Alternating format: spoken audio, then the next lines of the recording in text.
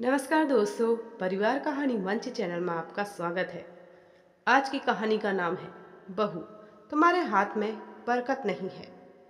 गांव की पुरानी चौपाल के बीचों बीच खड़ी थी शांताबाई, अपने पैने बोल और औरतों वाली राजनीति के लिए मशहूर। उस घर में दहलीज पार करना भी आसान था, पर शांताबाई के मन की दहलीज पार करना किसी युद्ध से कम नहीं।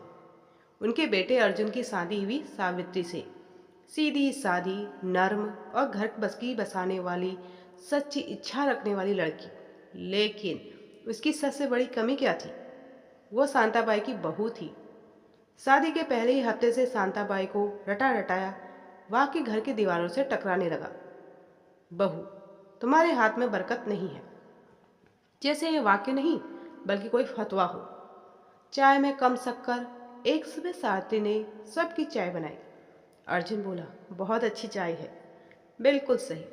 पर शांताबाई ने प्याली रखते ही आंखें सिकोड़े। ठीक है, पर बहू तुम्हारे हाथ में बरकत नहीं है। पहले तो चाय में इतनी मिठास रहती थी कि मन खिल उठता था। तुम्हारे हाथों में ना जाने क्यों सब फीका हो जाता है।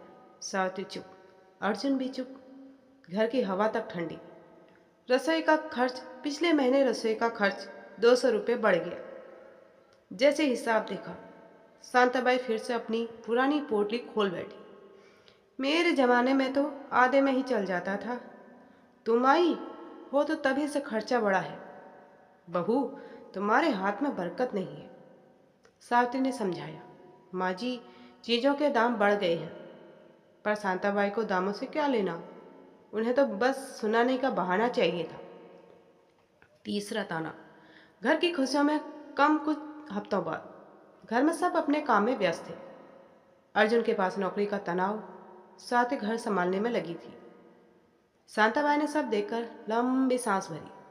पहले घर में कितनी रौनक थी, लोग आते थे जाते थे, हर कमरे में हंसी गूंजती थी। लेकिन जब से ये बहू आई है, घर की खुशियाँ जैसे रूठ गई हूँ। बहू तुम्हारे हाथ में बरकत नहीं है। सावित्री का दिल भर आया। उसने तो इस घर को अपना मानने की कोशिश भी ठीक से शुरू नहीं की थी और घर उसे दोष देने में पूरा बाहर निकला। एक दिन भड़क उठी। बहुओ, रात सावित्री को हमेशा याद रहेगी। शांताबाई फिर से वही वाक्य दोहरा रही थी। बहू तुम्हारे हाथ में। इस बार सावित्री ने बीच में ही बात काट दी। उसने शांत और दृढ़ आवाज में कहा, माँ, बरकत हाथ में नहीं, नियत में होती है। अगर आप मुझे अपनाने को नियत ही नहीं रखती हो, तो चाहे मैं चाय बनाऊं, रसोई चलाऊं या घर सजाऊं, किसी में बरकत कैसे आएगी?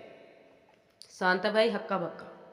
अर्जुन पहली बार मुस्कुराया, गर्व से। साथ ही आगे बोली, बरकत प्यार में होती है, ताने में नहीं।